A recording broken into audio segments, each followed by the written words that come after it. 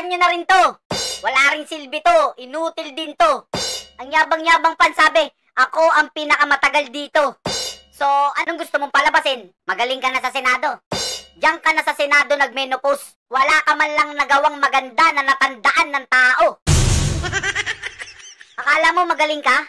Wala kang kwenta, tito. Di hamak na mas magaling pa si Lito Lapid sa'yo. Napaka-sensitive pa niyan.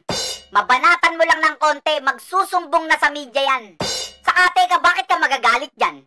Magaling si Lito Lapid kesa sa'yo, totoo naman. Wala kang kasilbi-silbi sa Senado, totoo naman.